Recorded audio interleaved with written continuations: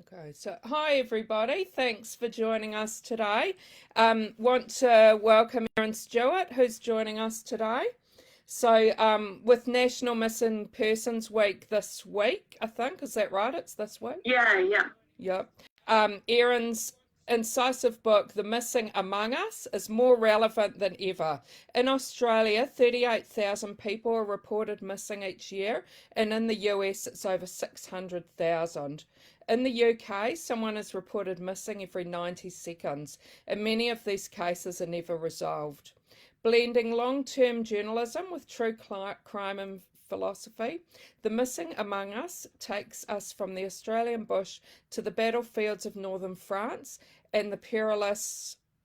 Sorry, for some reason I lost my words. It suddenly disappeared off my screen. The perilous space of a refugee camp to explore the stories of the missing. Erin speaks to parents of missing children, former cult members, detectives, and investigators, advocates working on the crisis of missing refugees, a child of the stolen generations, and many more to trace the mysterious world of missing persons, examining famous cases like that of Madeleine McCann to those who are lesser known yet equally loved and mourned. This unique book forces us to see the complex story behind each missing person and those they leave behind. Thanks to New South Publishing for organising this. And if anyone watching asks a question during the Facebook Live, they'll have a chance to win a copy of The Missing Among Us. And have to say that I've just finished reading it and found it really, really interesting. There's certainly a lot of different stories in there. And just sort of makes you aware of all the complexities of everything. So thanks so much, Erin, for joining us. Just wondering if there's something else you want to tell us about your book? Yeah, I suppose just broadly, so in the book I look at different missing persons cases and like not just like Madeleine McCann or these cases that people have heard about, but also I suppose more common cases. Probably like most people, if not everyone, knows someone who's gone missing or has had some experience of being missing themselves. And I really wanted to explore like why that is such a common thing, but why we don't really talk about it that much. And then just looking into so many like people getting lost in the bush or people going missing in because of like mass disappearance, like in war or as part of like a refugee trying to resettle. And there's just so many different kinds of cases that I felt really important. And I found it really interesting what you said about why are some so high profile, like Madeleine McCann, and then others you really don't even hear about. I found that really interesting as well. Yeah, I think, yeah, because one of the things I explore is this concept of the missing white girl syndrome, which is basically that missing persons coverage will disproportionately be of young girls and women to some extent, but mostly like children who tend to be white, middle class, and there's a whole bunch of reasons behind that which I talk about, but in some sense, like one of the issues that's like key in there is that when a person goes missing from certain population groups, we see that as a tragedy, or like we couldn't possibly imagine, like that's like the worst thing I can think of that has happened. And then when people go missing from other groups or in other kinds of circumstances, say if they've run away or they've been, like a lot of missing persons are teenagers who've run away from home or have been kicked out of home, and so that kind of thing is not seen as a tragedy as much. It's sort of like seen as like expected, or not even, it might not even be reported as a missing persons case in like a lot of cases actually. Yeah. And we've got quite a few people watching, which is really, really great. So just saying again for people, if you are watching and have a question for Erin, please type them in comments and you'll have a chance to win a copy of The Missing Among Us. So one of the questions we have is from Jill, and she's wondering why you chose this subject to write about. Yeah, I have a sort of long and short answer. So one of the things that has happened to me in my life is that I've been dealing with ambiguity. So I've got I do have a chronic illness, and for long periods of time that was like undiagnosed. And then even when it was diagnosed, you're kind of like, well, like what's going to happen? Like what's my future with this thing? And especially when it like changes day on day. And then kind of alongside that, I was really interested in telling stories that were true and that didn't necessarily have a neat ending, that didn't like wrap up nicely. Yeah. Because that was very much my experience of life. And it kind of naturally led on to missing persons cases, because a lot of these stories don't have a clear resolution. Yeah. And like, how do people cope with that? Or how do people come to make sense of that? It's still really interesting, even though that like ambiguity can be really tough to live with and tough to talk about. And that's what I wanted to create space for. No, that's really interesting. Cassie wonders if you actually know someone who is actually missing. Yeah, so this is a funny thing as well, because when I started, I didn't think I did, but actually upon reflection, I definitely do. So I talk a lot about some of my relatives who were actually missing in action in World War One, and are still technically missing in action. I mean, we can like safely assume that they died in action, but their bodies were never recovered. And then like that led to, I was looking at war records and stuff, and that kind of led to a lot of ambiguity that my family had dealt with previously. I also I have friends who've been reported missing. Maybe they weren't that like long cases. I've had a relative who went kind of just like wondered, or like she went missing, like she fell out of contact basically with the family, and then kind of randomly saw her on the news I didn't see her, my mum saw her on the news one night, and that kind of thing. And I do know someone who was missing, quite like a high profile case, who is still missing. Okay. Yeah, so yeah, I think it kind of touches, like I've talked to people about it, being like, oh, do you know someone who's gone missing? And their immediate answer is often no, and then I'm like, are you sure? And yeah, actually it turns out a lot of people do know someone who's been missing. Yeah. We've had quite a few questions as well. Cal and Sonia and a couple of others, they're wondering about the research you did. There must, like, as I said before, there's quite a lot of different cases, so I can imagine you must have done a lot of research for all that, and maybe how much time all that took you. Yeah, so it took pretty much 4 years. I started as part of a PhD project, and then it kind of, like, when I finished the project, then I had to keep working on the book to make it kind of publishable. Yeah, so there's not actually as much academic literature on missing persons as what you'd expect. It's quite a lot, but I mean, it's a lot in the sense, like, it's a chunk to read through, but it's not as much as what other issues might get, especially in policing and that kind of thing.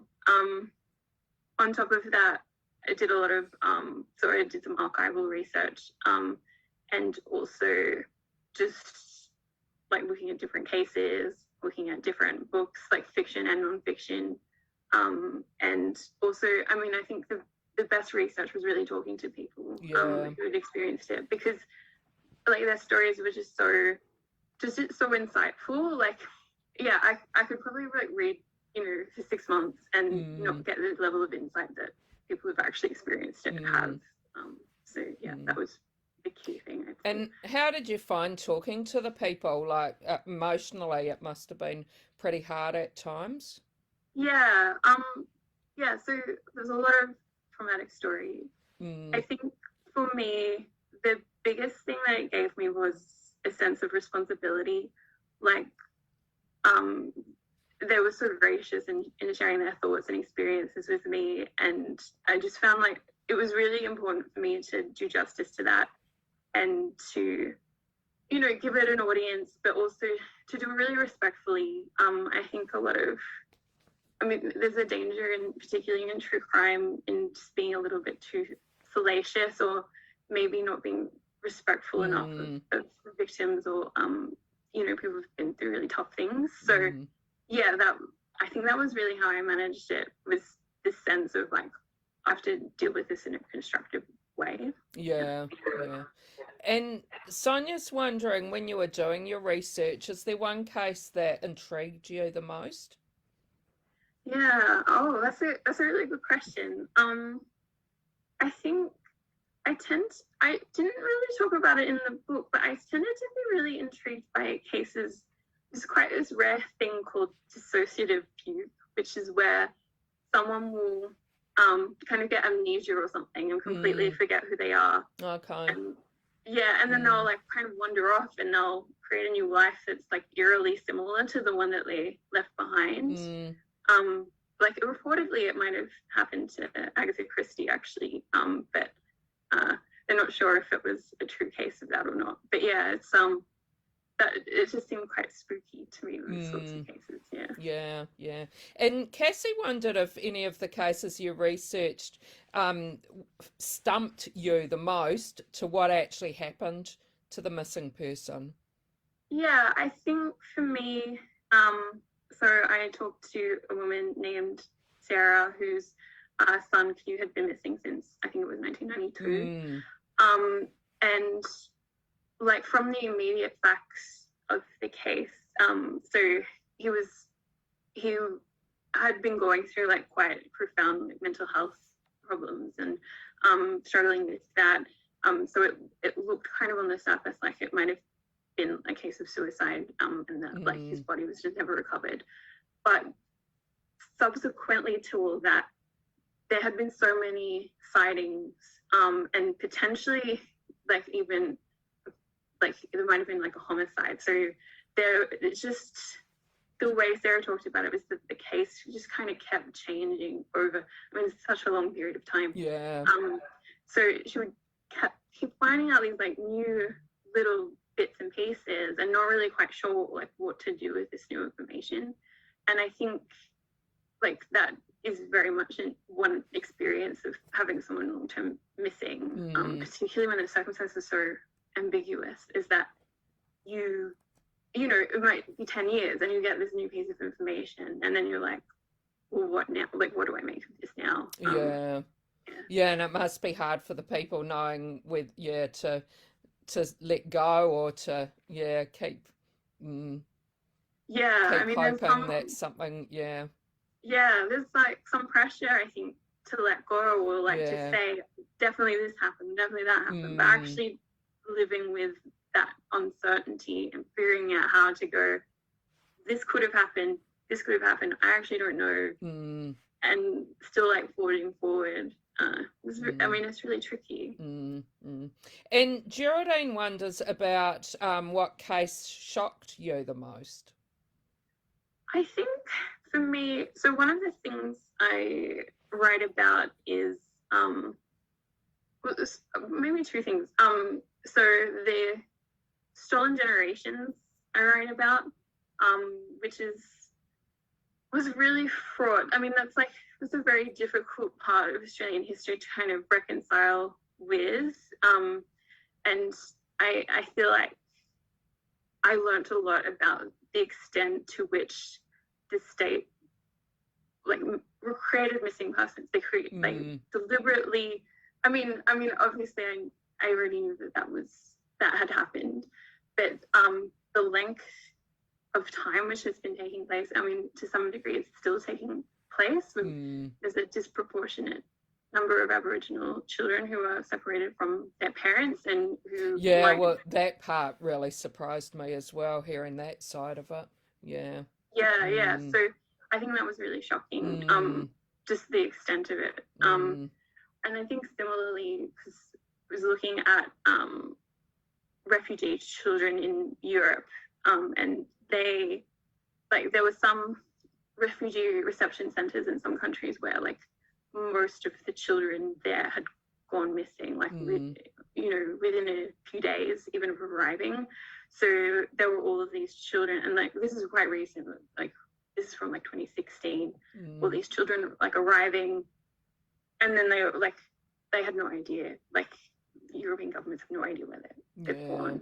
And so those ongoing things in particular are quite, like, something that, it's quite shocking and quite difficult to deal with. Yeah. Kate has a comment. She says, as someone who had an uncle missing for 8 years, she can honestly say continuing on with everyday life while that person is missing is one of the hardest things to explain. Yeah, and that definitely is the case for people that I talk to. Just trying to, like, talk about that experience with people the people I've spoken to, like, found that really difficult. Like, it was hard even to, like, articulate kind of the feelings that go along with it, because we just don't have a language around this. We don't talk about it that much. And Jill's wondering if you've got another book that you're working on at the moment. I'm hoping to, like, work on something soon, but I'm not currently working on a book. No. Probably another nonfiction. So have you got a few ideas on possibilities? Yeah, like a few different things. I'm quite interested in health, but not COVID. So yeah, something along those lines. I don't know. I'm just kind of trying to like, get through here with all this, like, lockdowns and everything. Yeah. So what do you do when you're not writing? So I guess at the moment, so my day job's in communications, which is quite similar.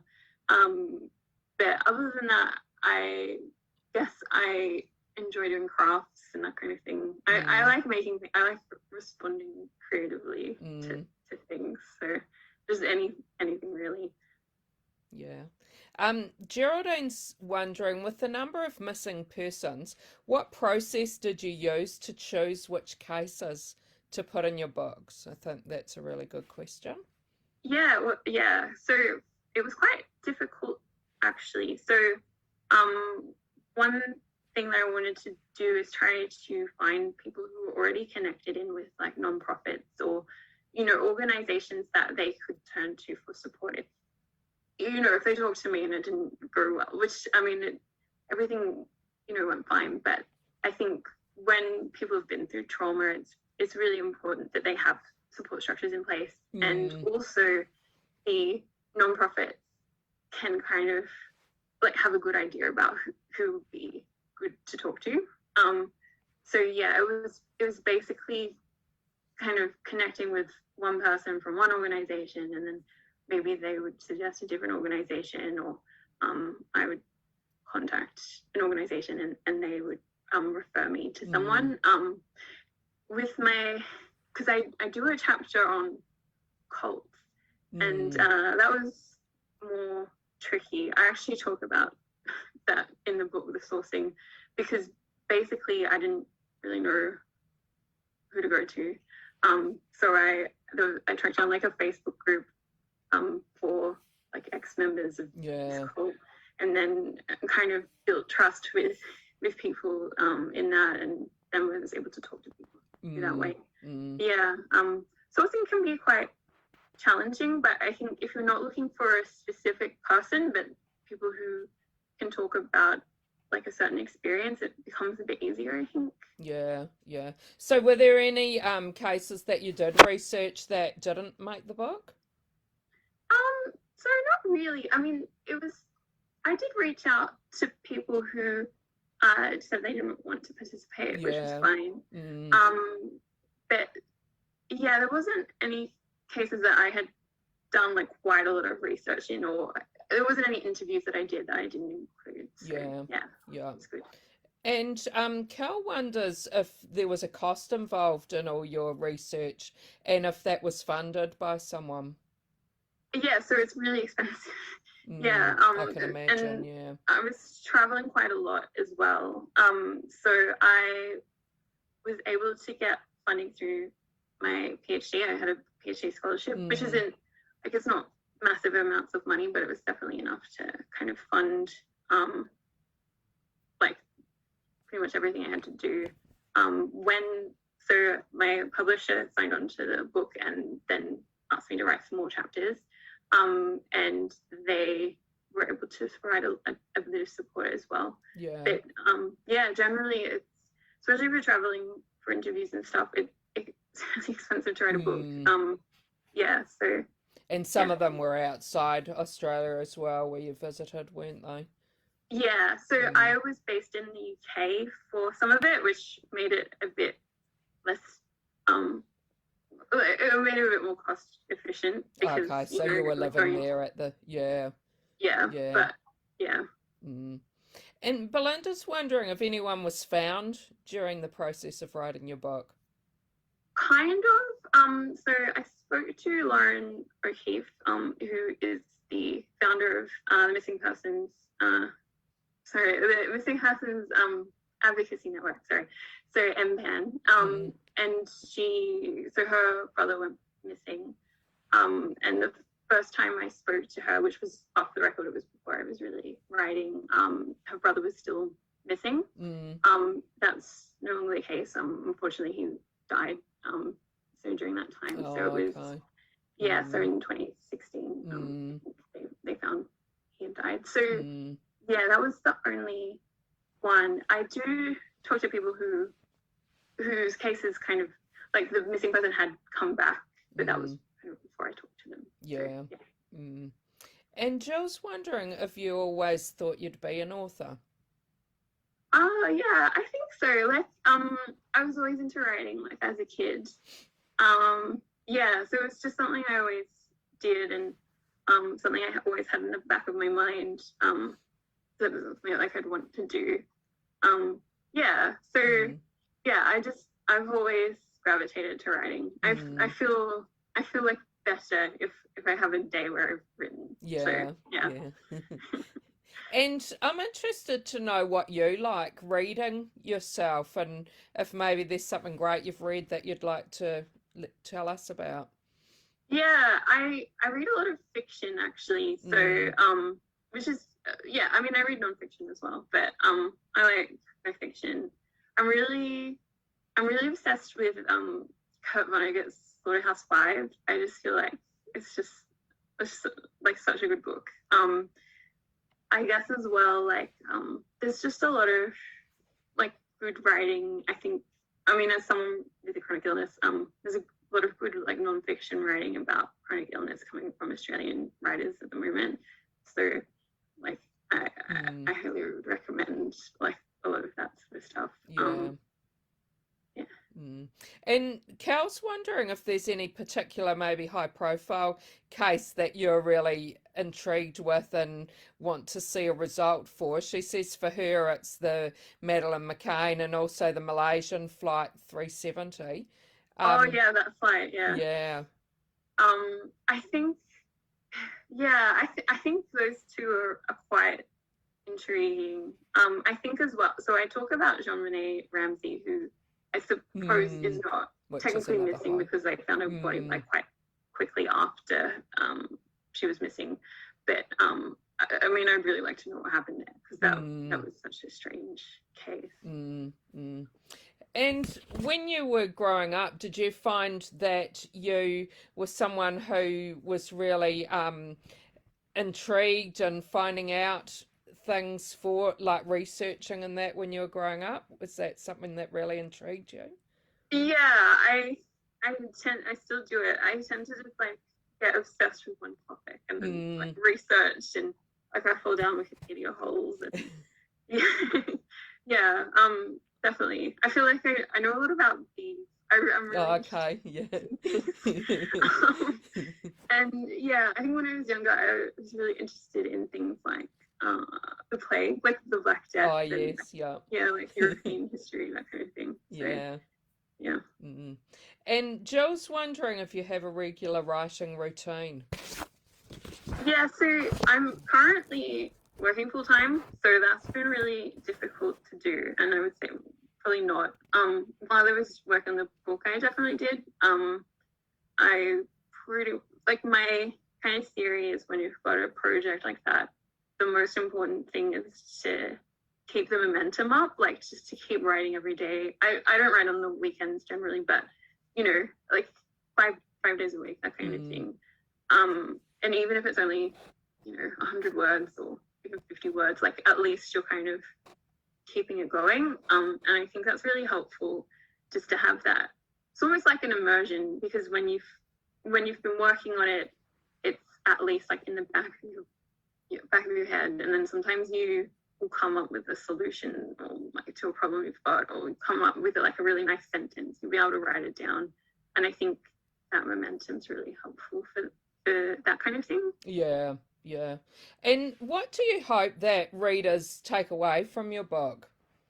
I think ultimately, I want them to take away that if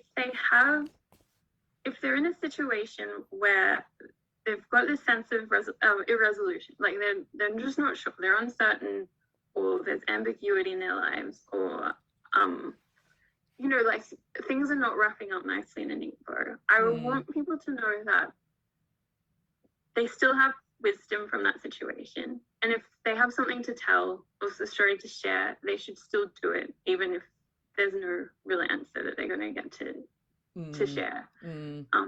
I think it's still worth having those conversations. Yeah, no, that's good. Kate says she has a chronic illness too, so she would love some recommendations on that subject, and is suggesting maybe if you do come back into our group, you might be able to type some comments of some recommendations you've found. I'm happy to do that. It's probably easier than trying to list them all. So I'm bound to forget something. Yeah. No, that would be great if you had time to do that.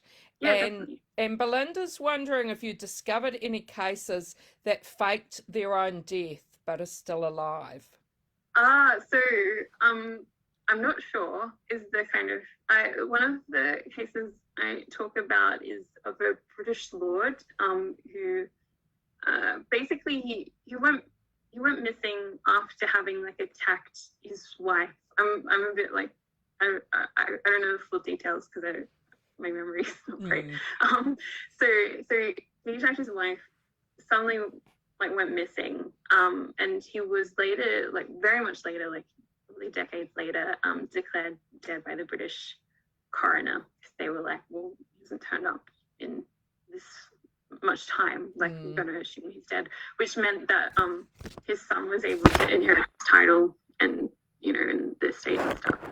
But there's allegedly there's been all these sightings of him in Australia and South Africa and all these places. So who knows? But it is quite possible that he staged his own death. That reminds me that is another thing that's really interesting of a missing person is it Olivia Newton-John's husband or who went missing? Was that another case of staging his death? So that's what some people say, but yeah.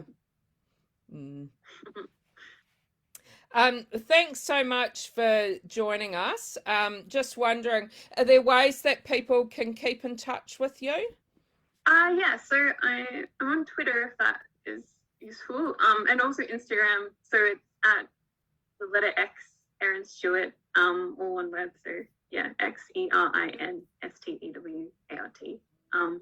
That's probably the easiest way to get in touch. Yeah. Thank you.